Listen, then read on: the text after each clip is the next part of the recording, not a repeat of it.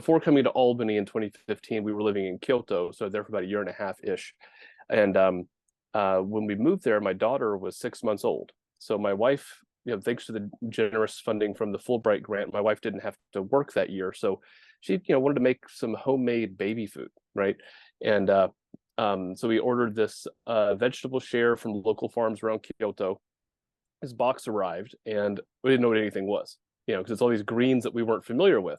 So my wife posted this photo on Facebook, and all of her friends were like, "Oh, here's what my grandma does. Here's my mom does. Here's what I like to do," and telling us what they're called, and all this. And so that's one of the things we're kind of focusing on. That we're focusing on is that these different East Asian greens, just because it's nice, and we'll have one of the things that I love to do is like, and my wife comes home. I get started cooking some protein, tofu, steak, or whatever. She goes down to the garden, gathers some things up. We whip up a salad from the yard, and then, whatever I cook upstairs, and then go sit in one of our little garden enclaves on our teeny tiny property.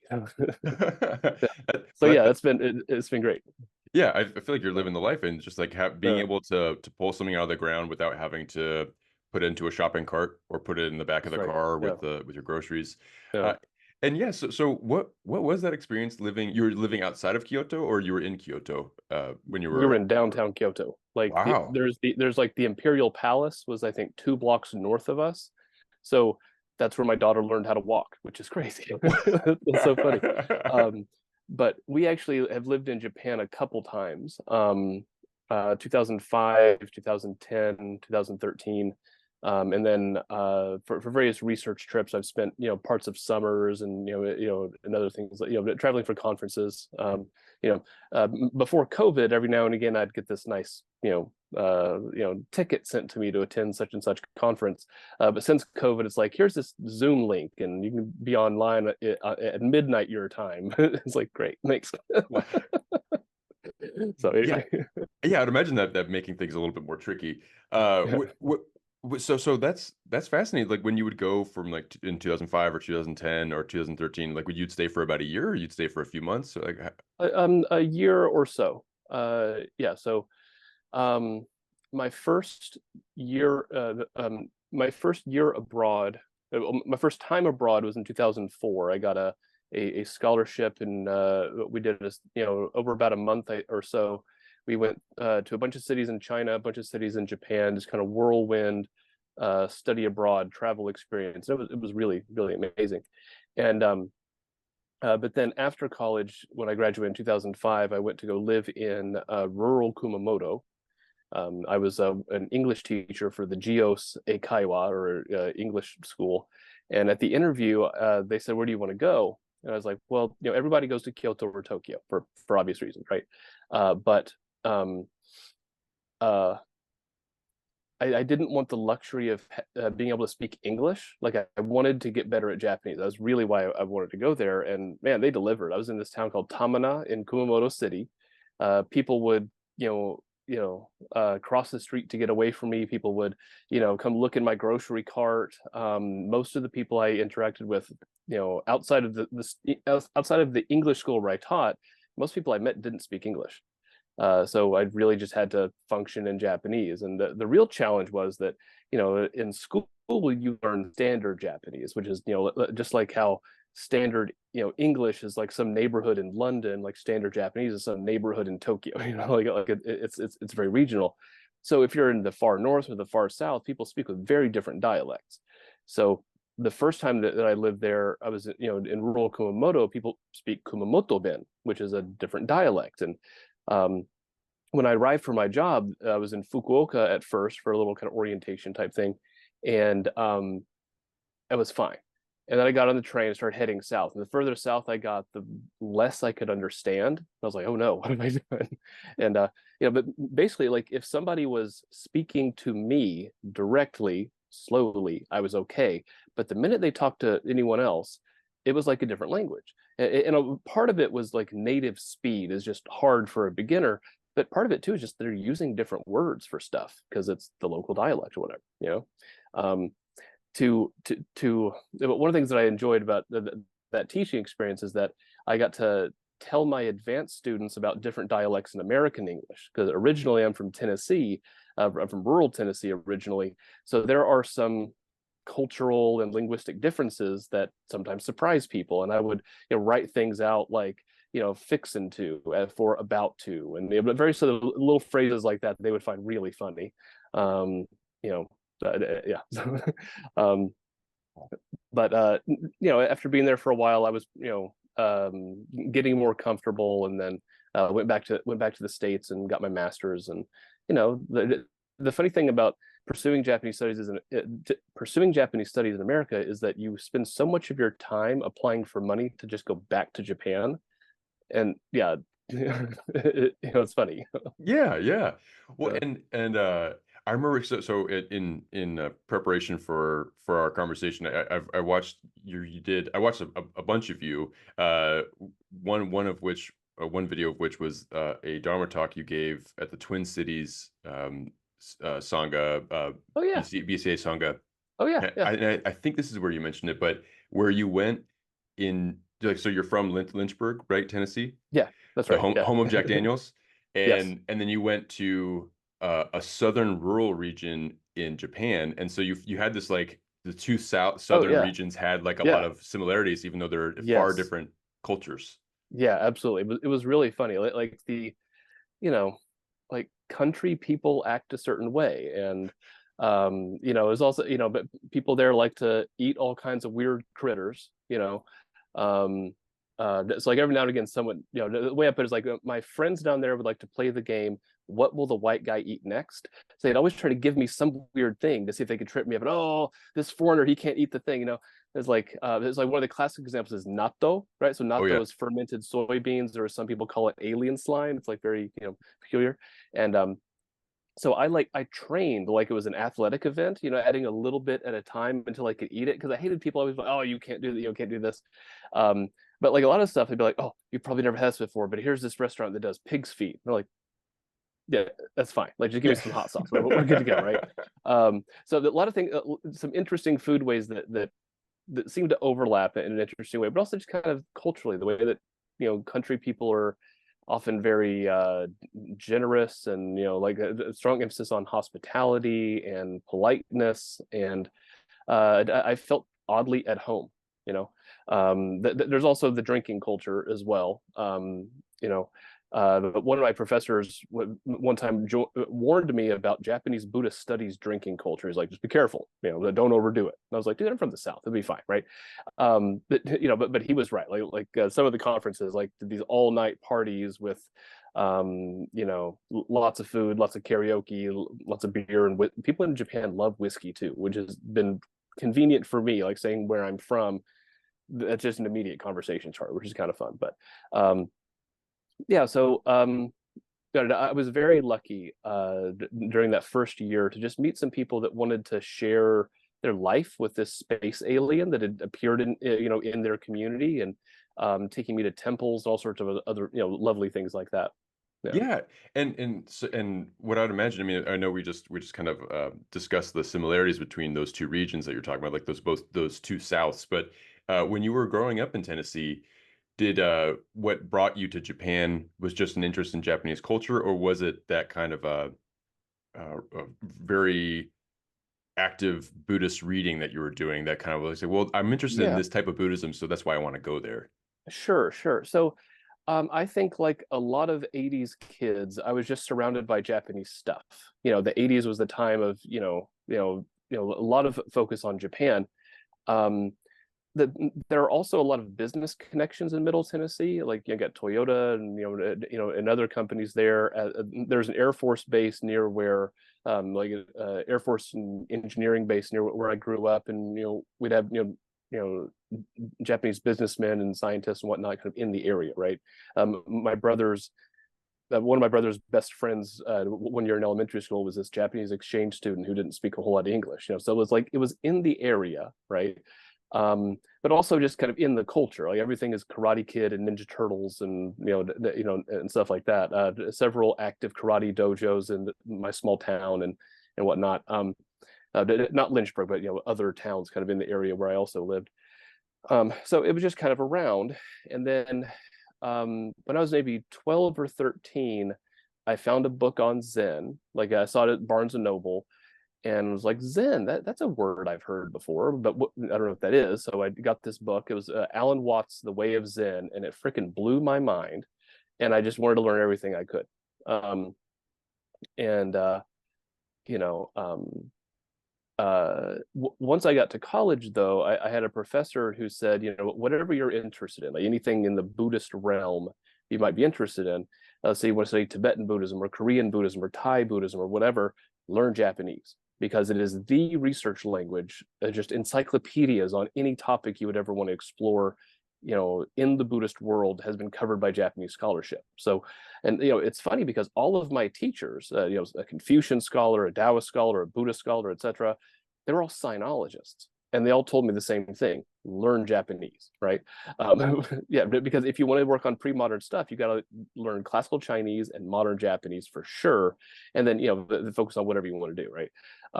So and so I started, as I was learning Japanese and learning about Japanese history, I was like, wow, Japanese Buddhism is actually really interesting in its own right. So that's when I started kind of really focusing, you know, kind of having that research direction towards Japanese Buddhism in particular. Yeah. Wow. So you kind of like, well, I want to study this, and so like the best way to, the best entry point is through the language, or you kind of have to have it would allow you to engage with more resources if you learn That's right. Japanese. That's right. And That's right. so, and then that kind of, there was a Japanese culture was kind of always in the air for you, like growing up, but it wasn't But it didn't until like you, click into, yeah. Yeah. yeah. Right. Right. Wow. And then when you were, so you were interested in Buddhism, and then you went to Japan for that, you know, summer Mm. months trip, and then you kind of went back for to do some research, and when you would Yeah. stay with host families, right? And or No, no? the first trip we were just traveling around staying in hotels and whatnot. Oh, I see. And then when I moved there after college, you know, my company got me an apartment, and one of the funny things was, so you know, so I had this apartment, and sometimes I would work until midnight, and I would come home and I would, you know, get a beer, a sushi, and just try to chat for a little while. Like, you know, I was bored and lonely, frankly. And then I became good, and my apartment was just upstairs from the sushi restaurant. So it was really funny. I became good friends with the owner there and several of the employees, and that was really fun. And then at one point I asked the sushi guy, I was like, hey man, like this thing in my apartment broke. Like, who's the landlord here? He's like, yeah, I said, I am. I was like, oh, okay. So I'd been like partying with my landlord for 6 months and I had no idea. It's really funny. Yeah. You finally did the landlord and slash sushi chef, were they always just kind of like did that change the relationship, or was it just kind of like, oh yeah, no, like No, this is no, just yeah, I happen to own this I'll building. fix It's it. like, okay, but right Yeah, on. yeah. It was really funny. Yeah. And I remember like you had mentioned like you were kind of encountering a lot of different types of Buddhism while you were there, where you would kind of go, you were introduced to some Nichiren practices, I Yeah. think, and you Mhm. would engage with some Jōdo Shinshū at some point. Uh, what was that time period when you were there? Was that the time when you really, your interest in Jōdo Shinshū really started to coalesce? Like, was that where it was, or when you came back and did more reading and things like that? But I would say a little bit of both, right? So my you know, my research interests, you know, I kind of began doing modern stuff, like what my undergrad thesis was on, like Buddhism during World War II. Like, what did that look like? Right. That was a depressing project. And then my master's, I did a project on one of the temples that I saw there in Kumamoto. But then kind of along the way, working on other stuff, I ended up becoming a medievalist kind of by accident, just by following some of the methodological and historical problems that people in Meiji Japan were interested in, led me to dig more deeply into medieval stuff. But like one of the particular issues that I'd noticed is, so on the one hand, there's kind of the standard textbook presentation, the popular discourse you see online or in, you know, different sanghas and whatnot, has this very sectarian framework for thinking about Japanese Buddhism. And then given how prevalent Japanese research has been and influential, that then kind of transfers over into the study of other kinds of Buddhism. People often think of Buddhism as made of discrete kinds of Buddhism that are, different species or something like that, right? I've come to think of it more like a diverse set of repertoires upon which one can draw in their pursuit of the Dharma. And that's what it looks like in most of East Asia today. That's what it looks like in medieval Japan and so on. And I saw that actually still kind of exists in some contexts in Japanese Buddhism in practice today. So you pick up the textbook, it gives this tight little framework, and here are the doctrines, here are the teachings, here are the founders, and all that stuff. Then you spend time hanging out with people, and it's more complicated than that, right? So, for example, there's a Shingon Rishu or Shingon Vinaya temple in the town where I was living. This is like called Ringein or Ringein Tanjoji. And I would ride my bike out, and I'd see their kind of downtown campus, and I would my friend would take me to the big festivals up on the mountain, and I had realized that everyone else in the area is Jōdo Shinshū. There's like a couple Nichiren temples, but then everybody else is Jōdo Shinshū. My friend was Jōdo Shinshū. All of his employees were Jōdo Shinshū. Most of my students were Jōdo Shinshū, and then I go to this big Shingon temple, and the place is packed. I'm like, these people don't all belong to this temple, clearly. Like, this is the big festival place, which means that Jōdo Shinshū Buddhists are then coming to this temple. And that was interesting to me, right? So at this temple, they worship a dragon bodhisattva, which is just like, these are two cool things, dragons and bodhisattvas. You put them together, that's super cool, a dragon bodhisattva. Based on legends around a Tendai monk named Koen. And Koen was the teacher of Honen, who was the teacher of Shinran, who founded Jōdo Shinshū, right? And that's what all the billboards say, right? So downtown and along the way and up at the temples, Koen is the teacher of Honen, who's the teacher of Shinran, who founded Jōdo Shinshū. And in this manga that they published, supposedly Koen, this dragon bodhisattva, tells Honen to found Pure Land Buddhism. This is part of their narrative that they tell about their founder. So you've got Tendai and Shingon and Pure Land all kind of flowing together in this interesting site around a dragon bodhisattva. I thought that was fascinating. Picked up the manga. I would hang out there because that's where all the big festivals were. I saw the sumo yokozuna performing a ritual there that was really neat. And anyway, so that's a thing that I learned about. But both personally and academically, I wanted to dig into Shinran. Like, I really wanted to start thinking through Shinran's ideas. But two things happened. One, I found that the people that I was working with weren't really into Jōdo Shinshū, weren't really into Shinran. So I was trying to find something that I could work on that would get the support that I needed. And then I was taking a class on Pure Land Buddhism, and I had to give a presentation. I didn't know what to do, so I picked up this funny manga and I did the presentation. And my professor, who was a scholar of Shinran, said, "This is too weird not to work on. Like, this is too cool." Right. So this is what your master's thesis has to be on. So that's what I did. I translated the manga and then wrote a little thing for it. It's very short for the master's thesis, but because I was really interested in what is sometimes called the combinatory paradigms of Japanese Buddhism, how these identities and boundaries are transgressed in strategic ways by different people. So that was kind of fun. And so then I finished my master's in Colorado and then went to Michigan. And during that time, I was really interested in thinking about the diversity of medieval Japanese Pure Land. Like, so rather than yet another book focusing on Shinran or yet another project kind of doing standard sectarian studies, I wanted to see, like, what are the diverse influences in that context and how can I understand them?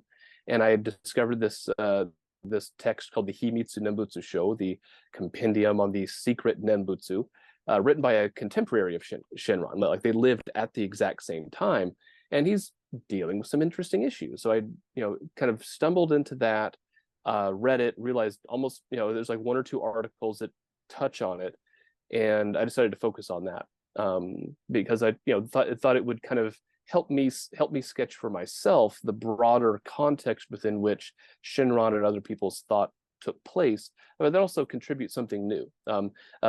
I remember when your podcast first showed up on my feed, I saw you were interviewing Richard Payne. he's one of my favorite people, by the way, and not just academically or Buddhistically, or like, he's just one of my favorite people.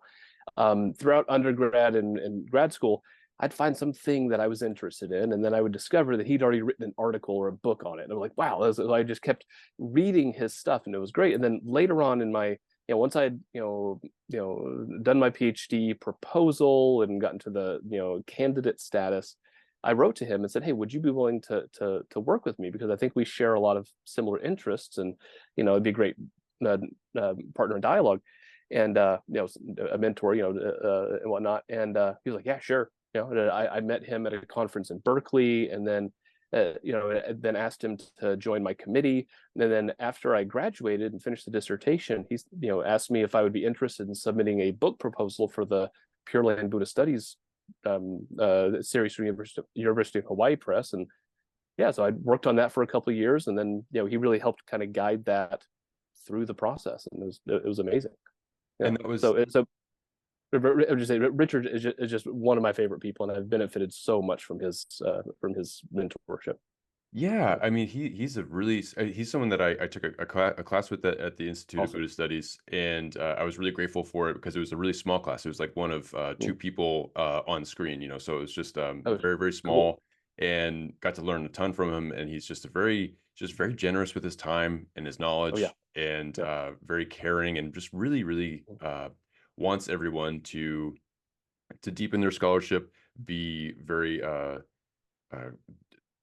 like, I guess, make sure that they understand things correctly, keeping an open mind about how to understand things. He's just been really he's a wonderful person, and so I'm really glad that you had a chance to have that mentorship with him. And then also too, I mean, I think that when we were last talking, your esoteric Buddhism of Pure Land book had been published in 2023, but now it's hardcover 2024 in January, right? Hardcover first, now paperback. Oh, no, paperback. Sorry, yeah, right. Yeah. So first, first it comes out, it's a hardcover, dense academic tome that nobody wants to read, and it's too expensive. But now it's cheap enough that I'm hoping people will buy it and enjoy, because it's not just like, there's a lot of footnotes, there's a lot of description of things that might not be as entertaining, but there's also some fun stuff in there too. And I hope if someone were to spend time engaging with the text, I think they would find some fun stuff in there. Like I tried to write it in a way that would satisfy my 5 friends that want to read it, but also would be of interest to practitioners either of the esoteric tradition, especially Shingon or Tendai, as well as Jōdo Shinshū, or Jōdo Shu, or whatever, man. Like this stuff is all. Like, one of the things that I thought was interesting is that there's some interesting connection with Zen as well, right? So Dohan, who I wrote about, is on Mount Koya. Okay, and during this time, the early Zen movement is just getting started, and people are training under various masters. And esoteric Buddhism, there's a book called Esoteric Zen that's coming out soon, or I guess it's come out, and by Stephen Lika. And esoteric Buddhism was really the lens through which early Zen was being refracted and explained. And some of those dudes went and hung out on Mount Koya. Some of them even studied with Dohan. So there are all of these areas of overlap. So esoteric Pure Land and Shingon and Zen and others have all kind of link up together. And and actually there's some interesting history of Zen practice on Koyasan. And up until the modern period, Soto Zen monks would go do. I had this conversation with the president of Koyasan one time. He was telling me that Soto Zen monks used to come do retreats on Koyasan, but then later on they're like, we're Soto, we should stick to Soto stuff, and then they quit doing that. Apparently, this is what I heard from from someone, longtime resident. But I think it's interesting how that these boundaries, which I think are generally more fluid in other parts of Asia, are nonetheless still quite fluid in Japan at times as well. So. Yeah. By the way, I just want to clarify, because I think I might have butchered the title of the book. It's Esoteric Pure Land Buddhism, right? That's right. That's right. Yeah. And I'm really excited. I remember I read the description for that a while ago, and I was really excited to check it out. So I've been I will be checking that out very soon. And I did want to also talk about this kind of boundary blending Sure. element that you're bringing up, because yeah, like when I went to get my master's, that's where I not only learned that there's Buddhism, there's Buddhisms, and that Sure. especially within Japanese, medieval Japanese Buddhism, there's a lot of uh, give and take, a lot of influence here and there Oh, from sure. in at least the American West mindset. It's like, well, Mm. that's not that category, that's not this Yeah. thing, and how can that Yeah. happen? Yeah. And I know like Mount Hiei, right? That's where Dogen and Nichiren, right? And Mm. everybody, a lot of different Sure. traditions that are perceived as different from each other now Mm. originated. So there Oh has to yeah. be some Sure. like a core element, right, Oh yeah. between all Yeah. of this. That's right. And so as someone that is as a scholar that is aware of this kind of open yet distinct, there are distinct qualities Sure. to all of these, Sure. but there's like a much more openness and fluid Mhm. interchange and exchange. uh Exactly. Yeah. how should it be taught, like an intro way? Because like Sure. for me, like, baby steps, right? Like this is Zen and this is Pure Land and this is this. That's right. And then like once you have the fundamentals, then you're like, by the way, it's all kind Mm. of, Yeah. how do you bring someone up to Sure. speed?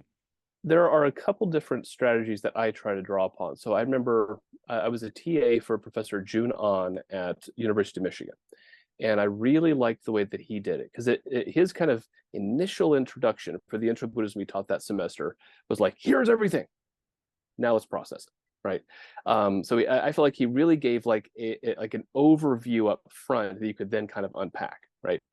Another thing I've seen is that there's this book. I'm forgetting the guy's Tanaka something. It's just called Kamakura Bukkyo, so Kamakura Buddhism. And he does this really interesting thing where, let's say the chapter on Zen, you look at that on the table of contents, you the standard, oh, Zen, Pure Land, whatever. And you think you're getting that. But what he actually shows is the diversity of each of these movements. So you kind of use the chance to talk about Zen to show how, like I was just saying, like there's all these other ways that Zen, people are negotiating what it means to be a Zen practitioner or a Pure Land practitioner. How and I've seen other scholars do that where you think you're going to be reading about Honen, but you're also reading about Tendai Hongaku and Shingon Mikyo and how these things are actually informing each other and responding to one another and so on. So various scholars have figured out ways to play with these categories and kind of reveal how this diversity actually functioned. But yeah, like it is a challenge because you have to introduce things in a sequential order. And I think that this is why the kind of the textbook approach often creates other problems because like it's very neat and tidy.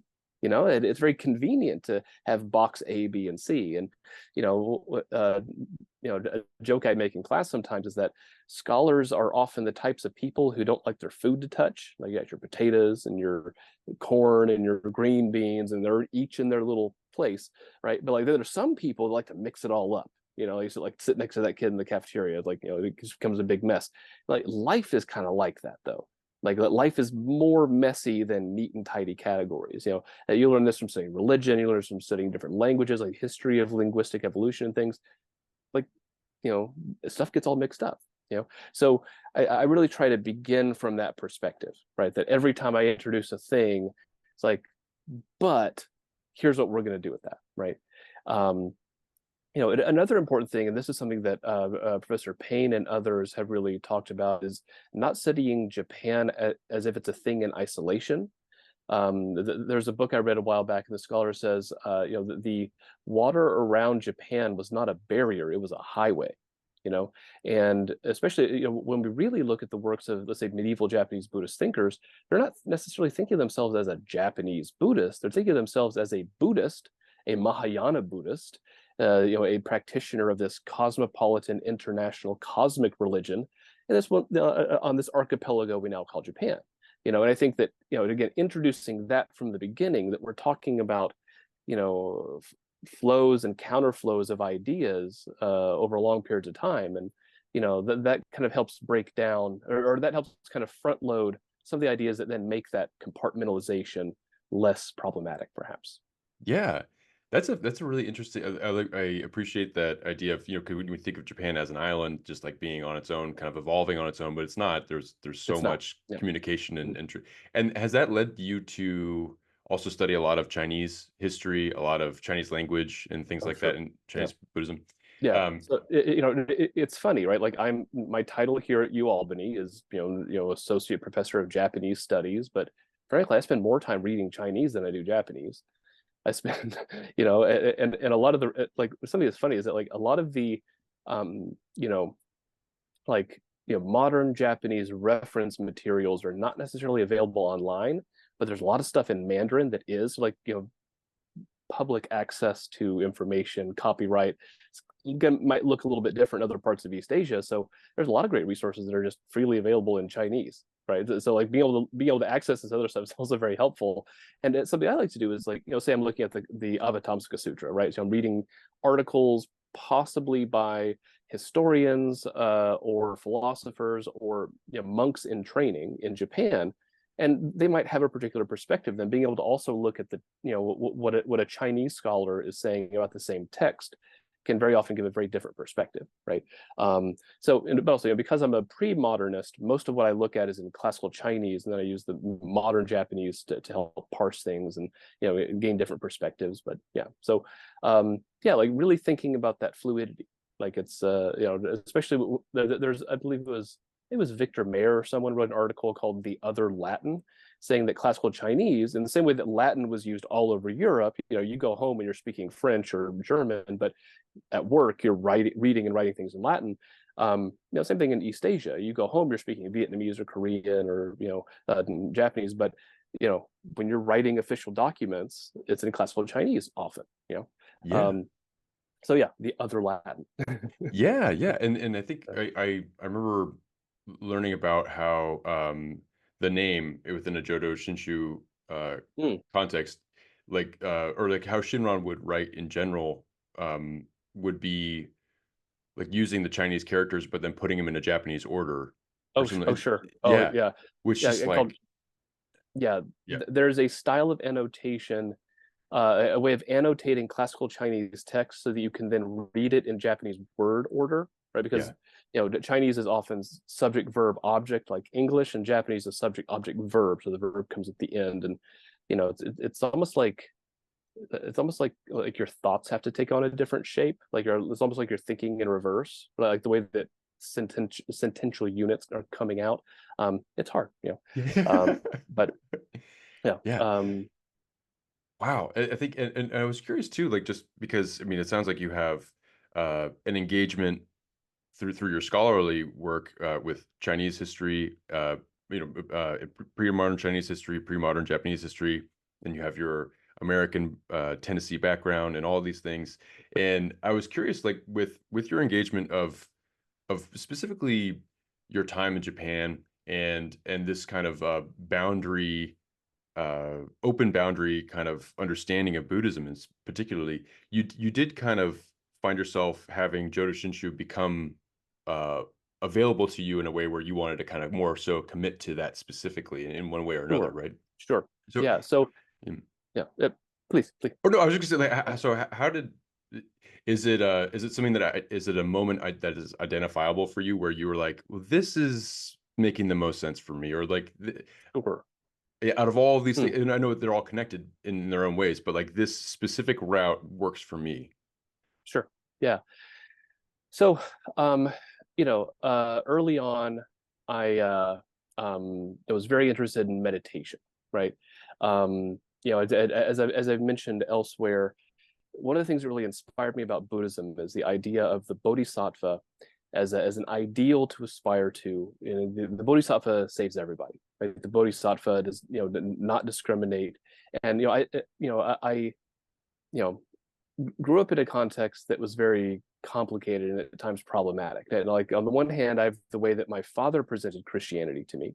Okay? That to be a Christian is to be of service to others. Like that was very much my dad's understanding of Christianity.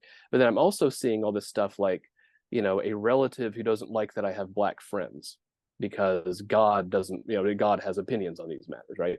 And hearing all this other stuff, anti-women, anti-black, anti-Asian,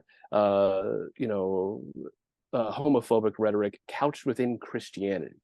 And I didn't like that. I felt like I was not finding those teachings of Jesus that I found to be so sublime within the Christianity that I was experiencing. And, if I learned anything from my evangelical background, it's that if you got big questions, you can find answers in a book.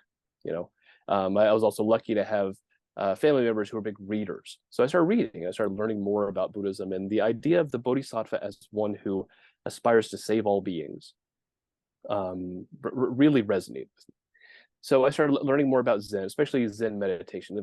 For whatever reason, meditation just clicked, and I liked it. I liked it immediately, and I would work at it. I was very much a solo Buddhist with some books on hand.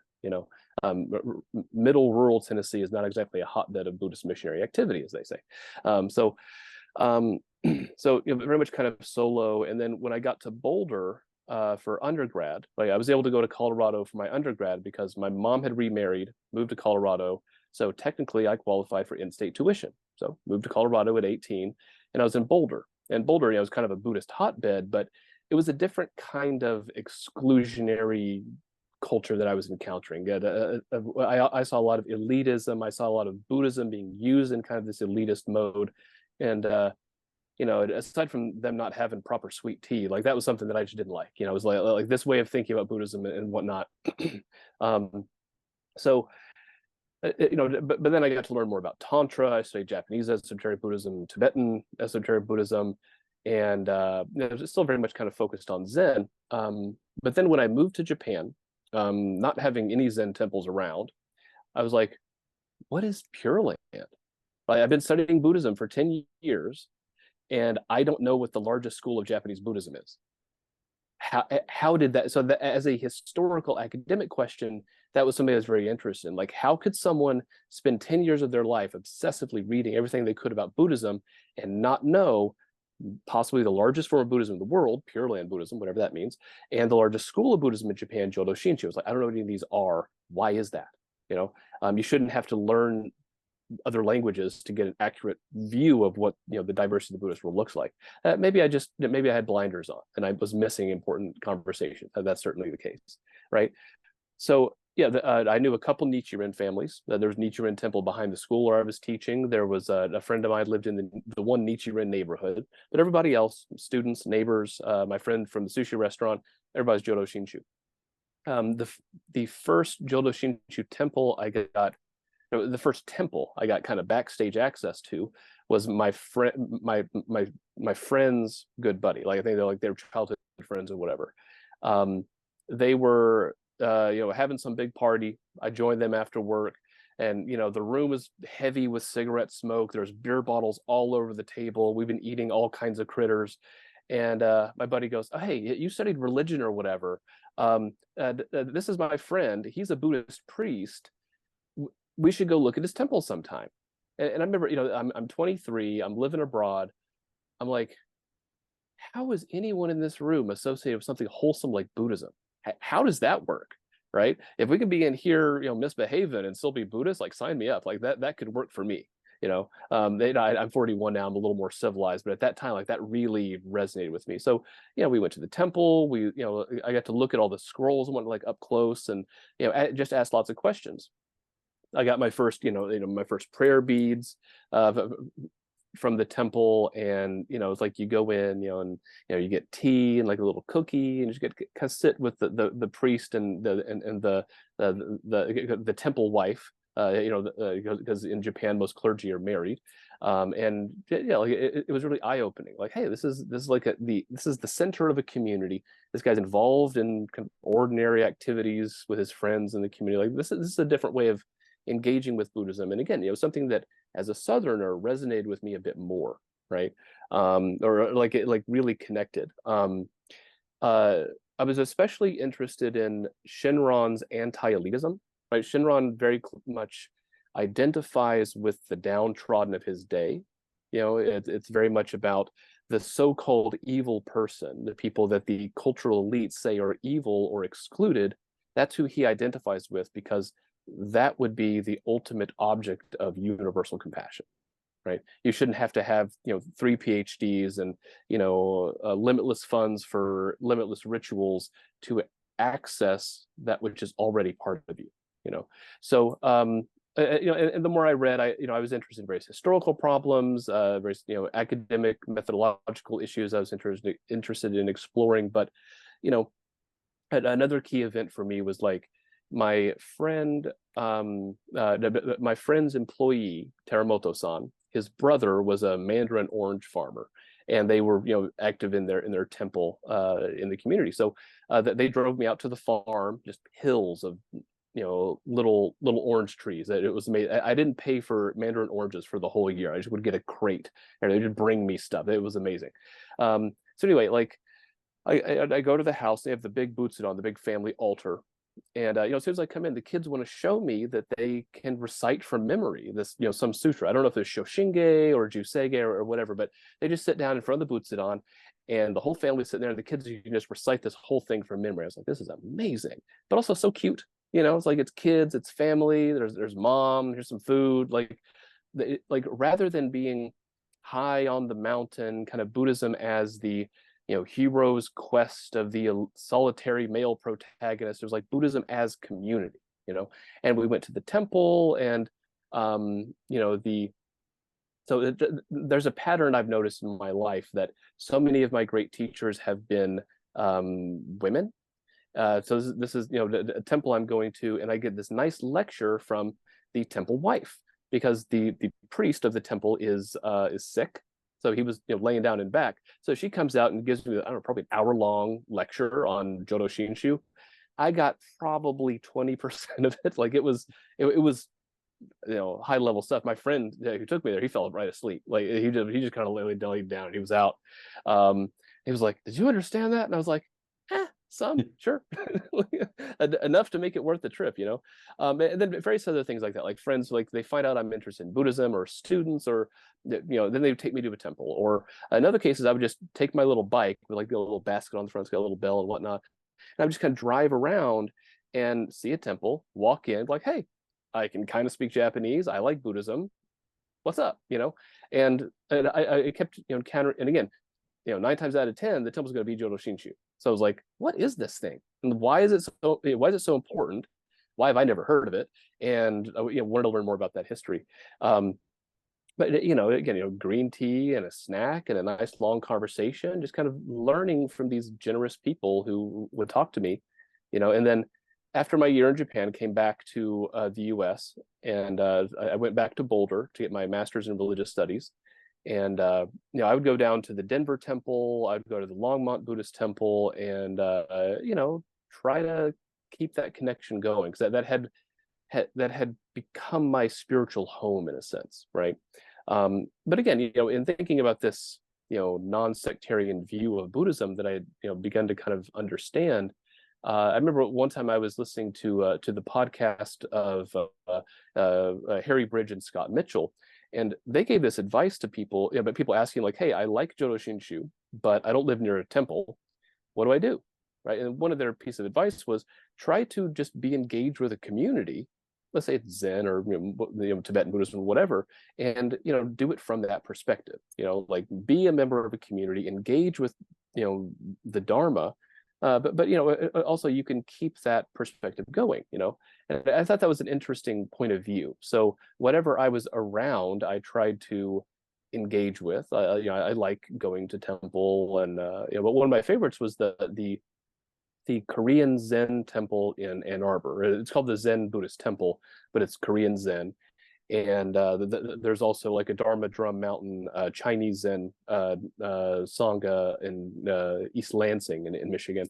So I would go check out these places, and do the occasional retreat, or attend potlucks or whatever. It was just nice places to be, but then also still having this connection with Shin, kind of in my mind, kind of thing, like kind of still engaging with that. And then I've been blessed to have a lot of great teachers from the Shingon tradition, because that's obviously what my research is really focused on. And got to learn a lot of really great stuff, as well as, experience different rituals and study those. And, during different trips to Japan, but especially once we had kids, 11 years ago when my daughter was born, I didn't want Buddhism to just be that weird thing that dad does, but rather for it to be a source of, you know, you know, strength that they could draw upon. I want to be able to teach them, and like the thing that felt most intimate to me personally was Jōdo Shinshū. So even though I'm attending whatever Sangha I happen to be around, what I was sharing with my kids or my personal practice was very closely related to Jōdo Shinshū. And up here in Albany, we have a Sangha called the Albany Buddhist Sangha that we started. Me and my good friends started meeting together, I want to say in 2017, maybe, kind of doing Dharma school stuff at another Sangha. But unfortunately, I discovered that they were pretty invested in kind of the macho approach to Buddhism, and I wasn't really vibing with that. So we reached out to the New York Buddhist Church, because if there's one thing I know about Jōdo Shinshū, they do family Buddhism well, and that's what we wanted, And then one of their minister's assistants happened to be living near where we lived, and then we got together, we clicked, and we've been having regular meetings ever since then. Ever since 2019, I think is when we had our first meeting, and even during COVID, we would meet every week. So for about 18 months, we were online. And what was so interesting about that was that we had people from all over the country. People from Brazil, people from different countries would like join our Zoom meeting. People kind of shopping around and whatnot, and then we went back to meeting in person. And something that I had begun thinking about during my PhD was,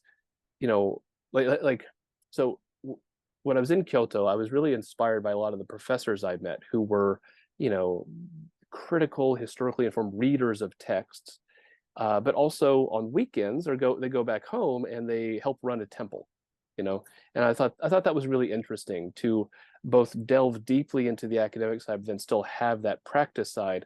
And I wanted to see that in the American context. And so I've kind of had in my mind, like what would ordination look like? Like, what would it mean to have this kind of dual approach to both practice and scholarship? When I was finishing my dissertation, I started to hate it. Like it's hard. It's hard to finish, and I told my wife, I just want to quit. I'm so done. And she said, well, if you're almost done, just finish it up. And if it turns out you don't like being a professor, then you can go get ordained. I was like, fair, right? But as it turns out, I do like being a professor. I love it, actually. And I'm still working towards ordination. So I'm currently a certified minister's assistant with the New York Buddhist Church, and will hopefully in 2025 go to Japan for Tokudo to receive ordination. I've taken my mini IBS classes at the Institute for Buddhist Studies, and I'll keep doing that because it's really great. We have great conversations, and I'm really enjoying that educational experience as well. And at the same time, I get to do my academic work. Like right now, I'm really interested in not just how emptiness and Pure Land work together, but how the Pure Land mythos, if we might call it, is often used as a way to lead one to experience emptiness. So like Pure Land meditation practices as a way of revealing emptiness for people, and some of these deep samadhi practices that people do, visualization practices. So that's on the academic side, that's the thing that I'm really kind of digging into right now. And the problem with some of this stuff is that like the really early Chinese stuff is really hard to read. It's very different. It's a different kind of Chinese. And so I've been reading some of that, struggling with some of that. This last semester, I taught a class, a Nagarjuna seminar, and that was a blast. I had so much fun. I learned so much. I basically told the students, like, just keep showing up and you'll do fine. I just want to get through this text and talk to some people about it. So let's do that together, And that it ended up going great. And I think it was really helpful to kind of spend time thinking through this very hard text with some very bright young people. So, yeah. Yeah. Uh, wow. There's what a remarkable story of like scholarly engagement and also just like lifestyle engagement, because I know that there are people that are of the opinion, and maybe this is very much the case just within Japanese culture, where uh, practice and life, like the conventional life, are kind of Mm. woven into the same thing. Oh, So sure. Oh, it's like sure. a, I don't know if lifestyle is the right word, the right way of Mm. phrasing it, but just just full on life. This is like Yeah, this it's type of just life. engagement. Yeah. Yeah, Yeah. and I just wanted to go back to what you were saying just a minute ago about how you wanted to almost mirror how scholarship and life is done in Japan here in America, where you can be a scholar, but also you have your engagement where you are active in a temple, Oh, and you're yeah. actually actively engaging with the very thing that you're studying, teaching, engaging with in a textbook, a scholarship Yeah. sense. Yeah. Um, Yeah. yeah, I'm just so happy for you that you have, you know, you're very fulfilled, it sounds like, with your professorship, but you're also very fulfilled in the sense of like what you can do outside of your scholarship work, and foster a community, make a community that you want your family to be a part of, and that they, I mean, like, does your family feel like this is something that they are happy to show up to for service every once in a while, or Yeah. Yeah, is for that the sure. type of, Yeah. yeah. Yeah. Yeah. So the thing that I've really loved is trying to come up with activities for the kids. So I'm, for our Sangha, I'm the Dharma school coordinator. That title I gave myself, I guess. And so like I get to design craft activities for the kids, from ages, 2 to 13, depending on who happens to show up that week or that month. I've also been the faculty advisor for a Buddhist student group on campus for several years, and that has also been really fun. And with both groups, I can sometimes do the same activity. Like, hey, this week we're going to do a mandala coloring activity. 20-year-olds like that, 5-year-olds like that, so that just works. We had one like I'll tell you a couple of the activities that I've liked.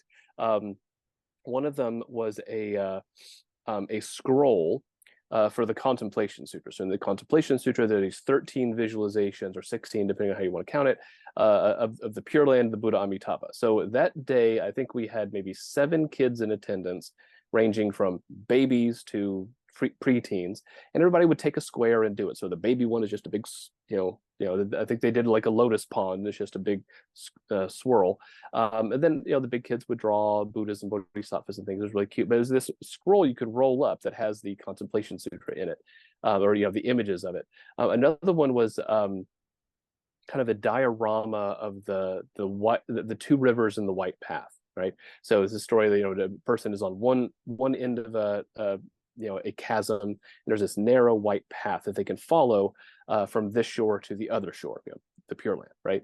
One river is a torrential waters, hurricane. The other is like fire. So it got some red, white, and blue right there somehow.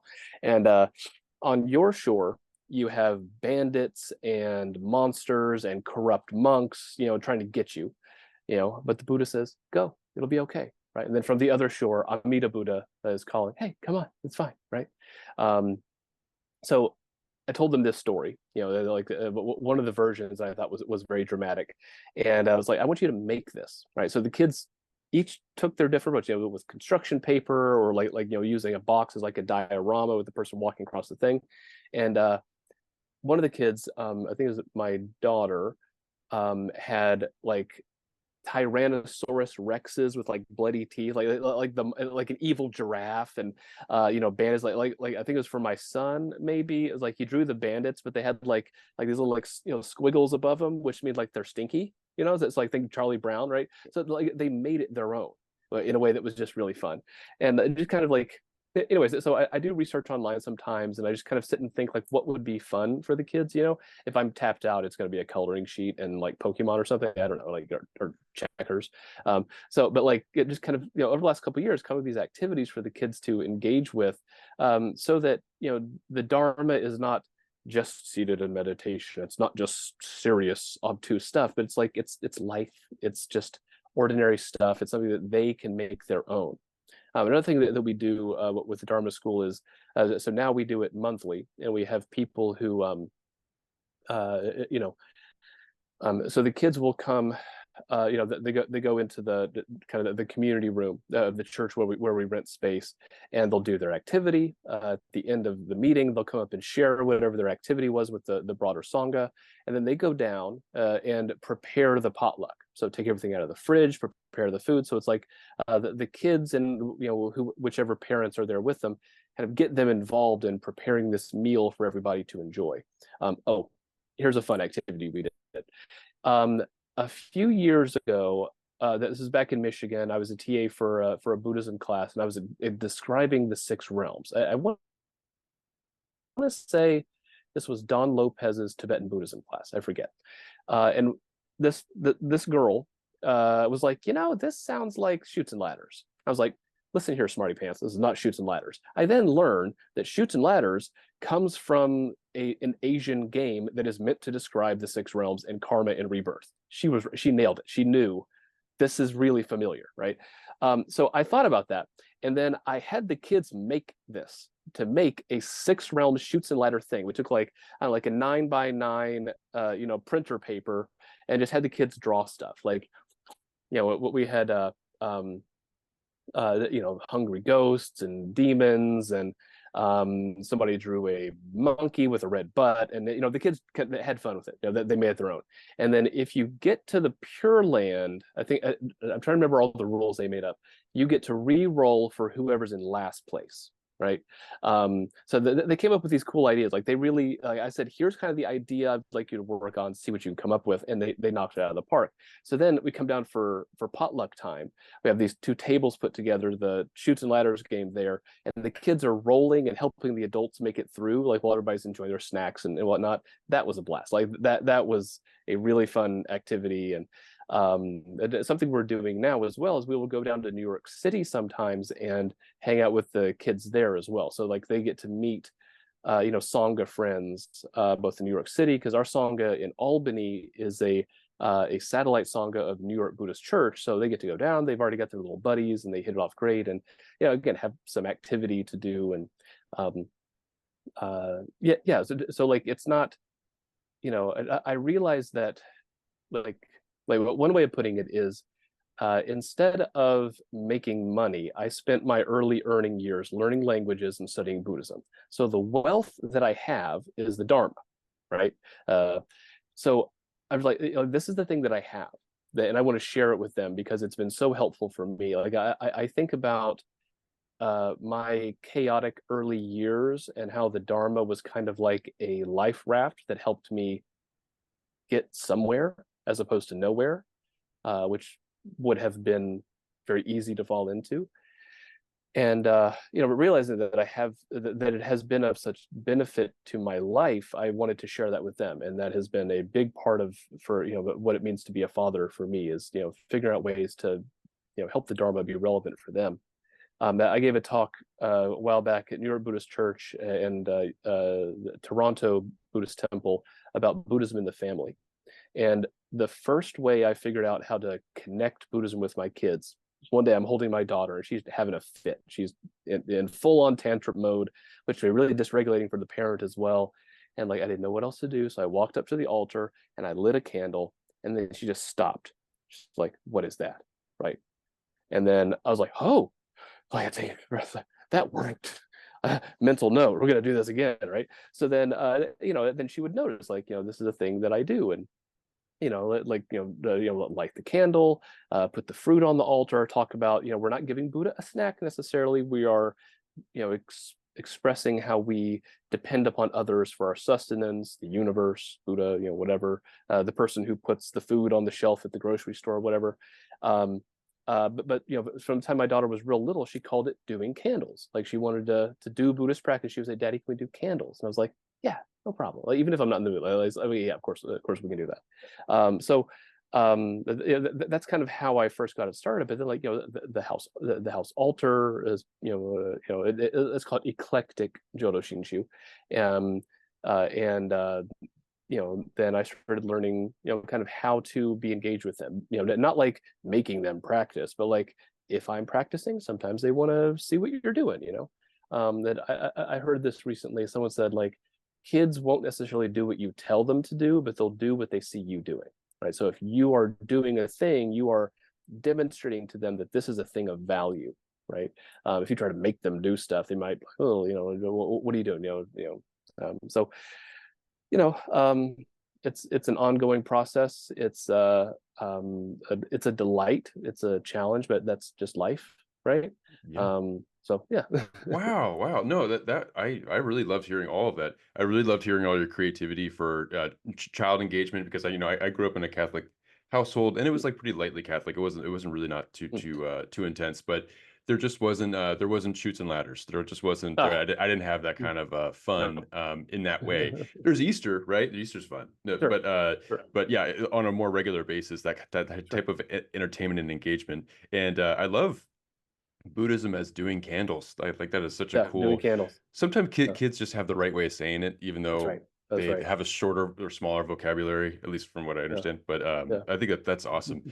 And yeah, I mean, what a wonderful thing for you to be able to have your own Sangha that you've been developing in Albany, and then have that kind of satellite relationship with the probably long time established BCA temple in New York, right? Yeah. So It's been there for a minute. yeah, New York Buddhist Church was founded in 1938, and they have this statue of Shinran that survived the Hiroshima blast, and that was donated sometime in the 50s. I can't remember, the date escapes me right now, but D.T. Suzuki, who was teaching at Columbia at the time, he came to give to speak when it initially installed. So it has this great historical connection with just American Buddhism, right? That D.T. Suzuki would also give talks at the American Buddhist Studies Center, which is right next door to the New York Buddhist Church. And when I first moved here, I thought New York seemed so far away. And one thing I learned in my time in Japan is that I don't really like big cities. Like I'm a country fella. Like that's what I like. And New York seemed intimidating. It seemed too far away. So I was like, too bad. But it's not really that far, and it's such a special place. I was glad to be able to make a connection with them, but also so lucky that they're one of the minister's assistants, Gary Jaskula, lives about 35 minutes away from Albany. Like, he had retired, he had moved upstate, and the minister at the time, Earl Ikeda, told us to work together. Like, I had reached out, like, hey, I want to figure out how to work with you guys, and kind of maybe be affiliated as a Sangha in some way. And they helped us figure out what that would look like. And it's been amazing. Now we have Reverend Kurt Rye. He's the current minister there, really enjoying his Dharma talks. And he's been a big supporter of ours, and an important person in dialogue with as well. Yeah. And do you have like a brick and mortar setup for the Albany temple, or is that? So we rent space at the Unity Church in town, which I guess is kind of like Unitarians or something else. They're very nice, very generous. So we rent space. We pay like a month, kind of nominal monthly rent, and we use the sanctuary with them and their fabulous sound system. And then but we also use the like the community space below, so that we can like eat food and drink tea and have conversations about the six realms or boxing or whatever. Yeah. And is there any feeling of, it doesn't sound like it, but is there any feeling of like awkwardness where it's like, this isn't quite the setting that is ideal, in the sense that other temple or other churches at other temples have going on? Is this, or is there kind of like, well, this is actually speaks to that eclectic, boundary open nature of what we were talking about earlier? Yeah. So the space is very conducive. It's a really beautiful space. And seems to bring in a steady stream of people who just want to check stuff out. And one of the key differences between, let's say, Jōdo Shinshū in America and Jōdo Shinshū in Japan is that in Japan there are so many Jōdo Shinshū Buddhists, you don't have to talk to anybody else, right? Like you can kind of have that insider speak and not have to worry about presenting what you're doing to someone who does something different. Whereas in America, people are coming from so many different traditions that you need to be able to kind of speak freely and kind of open about the Dharma. Say, here's our particular perspective, and here's how it fits in a broader context. We have people who are, we have Buddhist Christians, Buddhist atheists, people into mindfulness, people into Tibetan Buddhism, other forms of Japanese Buddhism, et cetera, right? So we have this diversity of Sangha members with many different perspectives, and that further just leads to like the dynamic life of Sangha, as community. The big experiment for me really though is about community building. As a kid, I moved around a ton.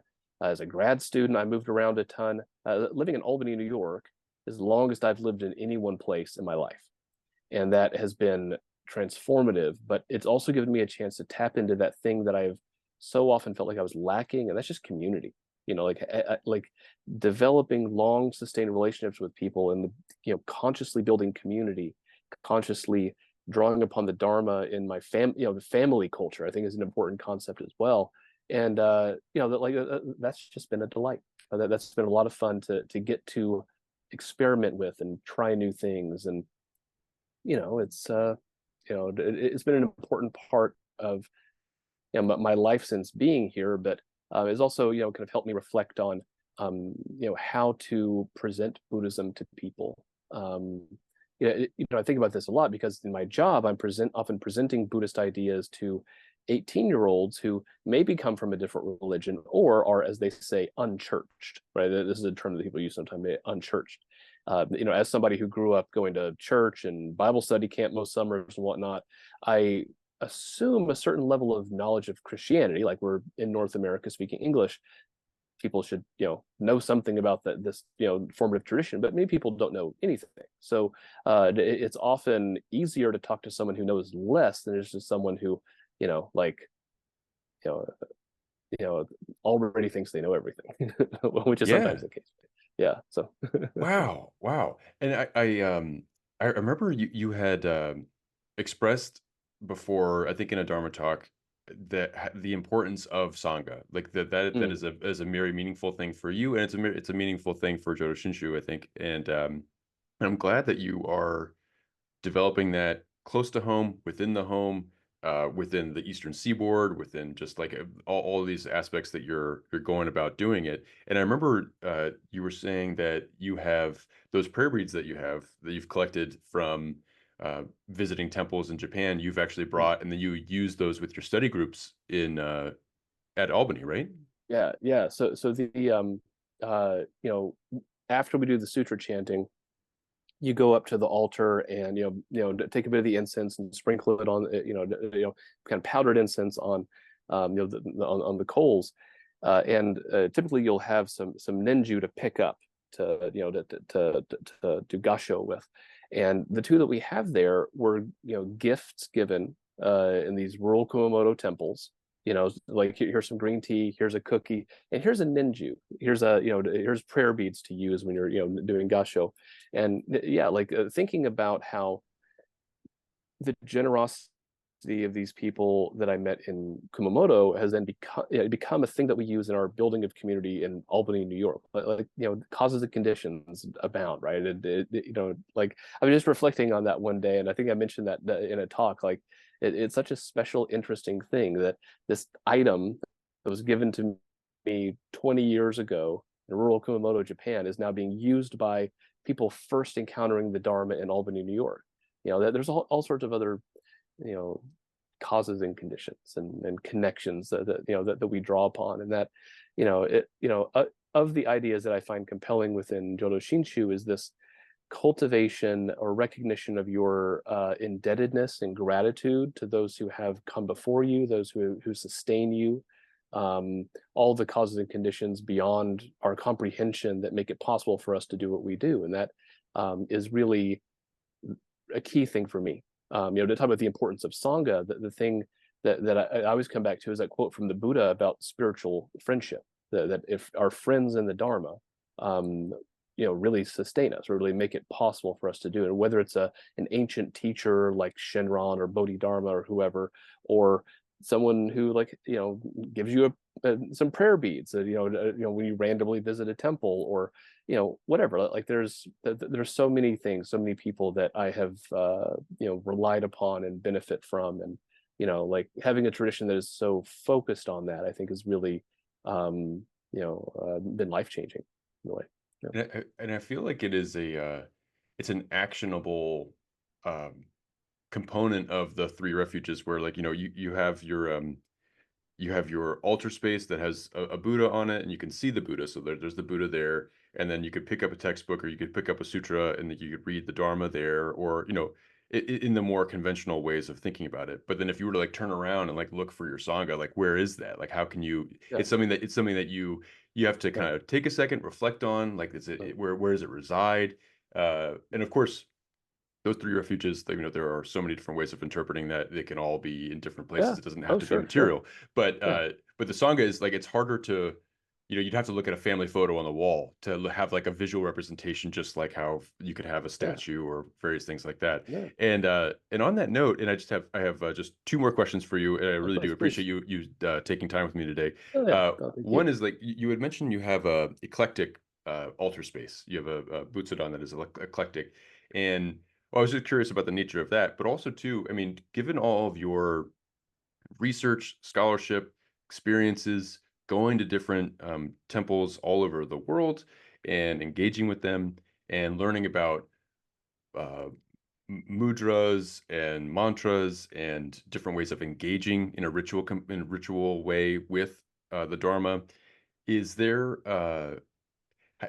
I'm just curious about what your Jōdo Shinshū experience is like. What is it when you show up to be active in that way? To say that you're not always doing it, but to say that you can, of course, always be doing it. But when you are really putting on the mindset, how much of everything are you bringing in to your engagement? That's what you're saying. Yeah. So right now, as I'm training for ordination, I tried to bring my altar more up to code. There's a book. You open the book, it says, here's what your altar is supposed to look like. So, okay, let me get this scroll, all this. So I showed my altar to Reverend Gary, who's the person who's helping with a lot of my training. I was like, did I get it right? And he's like, he looked at my incense. He's like, that's Zen, right? So everything else was Jōdo Shinshū, but the way my incense was the incense stick was sticking up in the way that I had learned at a Zen temple somewhere. And it was like, yeah, so that needs to be lying down. I was like, oh, I didn't know that. Okay, so that was an opportunity for me to learn kind of so I on the one hand, because I'm in training, I'm trying to figure out what is the orthodox line, what is the kind of standard. That's fine, but life kind of creeps in. So one of the things that often happens is like someone will give me a Buddha image, right? And this one, during COVID, a student of mine said, now school's shutting down, I'm going to go live with my Haitian grandma. I can't be bringing my Buddha statues to home. She'll freak out. It's I need you to keep these for me. So, I have these, in my office, but then also, someone give it a little medicine Buddha, like a friend or a relative. And, I'm not going to just put that on the shelf. I'll put it on the altar. So I have, images that people have given me that have kind of come into this space that I have. Also, the kids, if they find a treasure, it often will end up in the altar. So with like a blue jay feather one time, or lots of rocks. I've had lots and lots of rocks live in the Butsudan, because if you find the best one, I got to bring this home, and then where we put the special thing, we put it on the altar. I was like, so we've had a lot of things like that. So that's one sense in which it's eclectic. I remember hearing from someone that they were, good Jōdo Shinshū Buddhists, but it's scale. But afterwards, we chant this Dharani. I was like, oh, tell me more about that. I am interested in, again, these kind of boundary transgressing things. So in this family, that's what they would do, is they would do their standard Orthodox Jōdo Shinshū practice, and they also had this little dharani that they would do sometimes as well. And I have studied different mantras and mantras and dharani, and I've just always loved the kind of vocal aspect of Buddhism. That's something that resonated with me early on, and in times where say the anxiety of grad school got to me, sometimes seated meditation was not where I needed to be, but that vocal practice I found was very, very calming and very regulating. So there are times when these mantras are kind of in my head, or they are on my mind, or I've kind of over the course of my life, I've felt different connections to different Buddhist figures, whether it's Fudo Myo or Kannon. Like we have a lot of Kannon statues in our house. My mother-in-law, my kids, like everybody has their everybody loves Kannon. Like that's just, I mean, really everybody loves Kannon. Like across the Buddhist world, everybody loves Kannon. Like even in Theravada countries, everybody loves Kannon. Like it's a thing, So that's kind of the sense that I mean, that it's eclectic. I'm trying to learn, what does, as someone who's training for ordination, trying to learn the kind of standard approach, right? But of course, we're in, postmodern North America. There's always going to be opportunities to dialogue and engage with other people. So something that I think is interesting is how Zen style meditation is prevalent in some Buddhist sanghas. Some Jōdo Shinshū Buddhist sanghas, right? So technically, you're not supposed to do that, right? And apparently there was like a big controversy when that became a popular thing for Jōdo Shinshū Buddhists to do. People in Japan didn't like that. It was like, well, what are you going to do? We're not in Japan, So, as someone who has, done seated meditation for a long time, being able to do that in Sangha as well is something that I like, right? So that's one aspect of that eclectic thing. Is that's part of American Jōdo Shinshū culture. Some people do meditation, right? And it might be understood in a very Shin way. People like the term deep listening, and that's one way that we could think about that as well. Yeah. Wow. I think you had another question, but I forgot what it was. My apologies. Oh no. That was kind of. I just wanted to see, like, because you have such broad reach with your scholarship, and also just with your lived experience and all the people and the types of Buddhists that you've engaged with. It just seems like you're open to bringing some of that into your Jōdo Shinshū practice and engagement, and it shows in all these different ways. And the rock thing really resonated with me, because my daughter is of the rock collecting age. Oh yes, oh yes. And yes. you're kind of like, this one, all right, this is the one, this is a treasure. So yeah, I absolutely hear that, and I'm glad that because some people are very, that this is closed off, this is a sanctioned space, and then but you're open to allowing life in and to change things. I really think of the Butsudan, or I really think of the family Buddhist altar as a center of gravity for the home. Like it's not just my thing. Like this is a thing that we can all use. Obviously I supervise anything that's involving flame or whatever, but like it's not just mine. Had this beautiful experience with a friend recently. Like they had just started having a Buddhist altar. They put it together. They they showed it to me, and it was lovely. And then later on, I was asking them, like, hey, like, do you guys do like fruit or vegetable offerings? And they're like, no, we don't do that. So I called my son in. I was like, hey, can you show one of the kids, can you show them how to do the offering? So they went to the kitchen, they got some, got a little bowl, they got some stuff, they went up there, and then they were just hanging out with the altar for like 20 minutes, just like talking about stuff and learning about what was, looking at books and things. And just like being able to just tell my son, who's just turned 8, to then go teach another kid, here's how you do this with this important thing in the family. That also reminds me, like, talking about the importance of Sangha. As we were talking about earlier, I have a couple of gardening and landscaping projects we're working on. I don't have a truck. I need to borrow a truck sometime. I have a Sangha friend who has a truck that I can borrow. Like it's not just about our spiritual friends. It's also like all sorts of things. Like that we can draw upon, and like it becomes an important part of just life, and these different relationships we can cultivate and whatnot. Wow, like a pickup truck dharma, pickup drop dharma. That's right. That's right. Awesome. Well, wonderful. And then I have one more question about just like as we kind of come to a close on our conversation. Is there anything that you would want to promote? Because I know you're an author. Also, I don't know if there's any foundations or causes that you'd want to shine a light on. Just anything that you'd want to get more people to know about in general. Yeah, yeah. So my book, Esoteric Pure Land Buddhism, is now in paperback as of as of this year, which I'm pretty excited about. So that is maybe $35 or something. If you're interested in medieval Japanese Buddhism, heuristic issues in the study of Buddhism broadly, that is I don't want to say fun because writing it was often not fun, but is useful, I think. And then also we have our Albany Buddhist Sangha. That's been kind of my passion project in a sense. I don't know, it's weird to call things passion projects within a Buddhist context, maybe, I don't know, but yeah. So yeah, I if there's anything that I could encourage people to do, and it's really to either engage with the community or try to figure out how to build your own. I remember in that same podcast I was mentioning with Scott Mitchell and Harry Bridge from IBS, like someone asked, like, is there like a Sangha kit you could send us, like a box?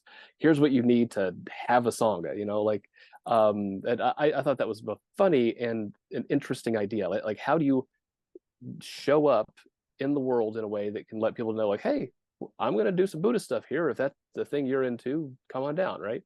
Which is basically what we've done with our song, and I think more people should do that. I happen to have this educational background, but you don't need that.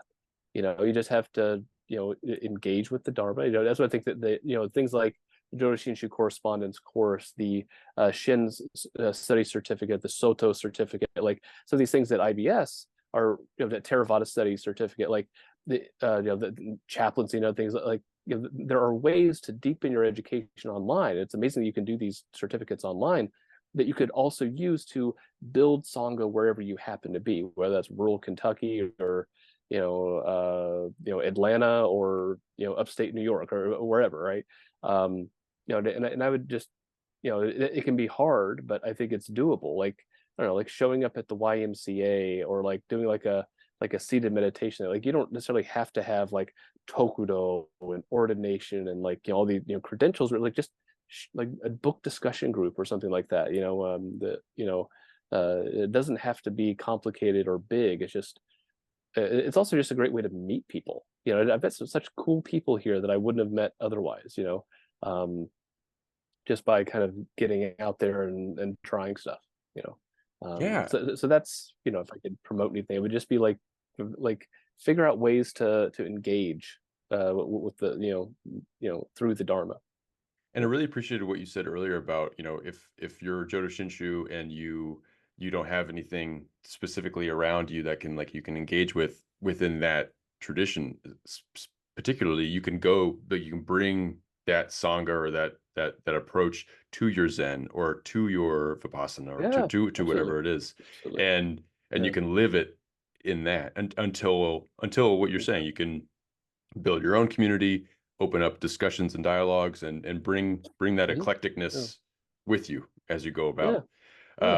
Wow. Well, thank you so much, Aaron. I really do appreciate you taking the time. I appreciate you. And yeah, I can't wait to pick up your book and to learn more. And then I really do wish you the best in the summer. If I can have one more thing, you mentioned the American Buddhist Studies Center. So I have this ongoing lecture series, and it's funny how that came about. Just like having a conversation with the director, Hoshina Seki, who's the daughter of the founder of the New York Buddhist Church, and but back in the 30s, right? And like she asked me if I was interested in online education. I teach online most winter and summer terms, and then we just after COVID kind of went back down, we started talking about this online thing. So I've been doing these last couple of years, every couple of months I'll put out a lecture on some topic of general interest: Chinese Buddhism, Korean Buddhism, Jōdo Shinshū, esoteric Buddhism, whatever.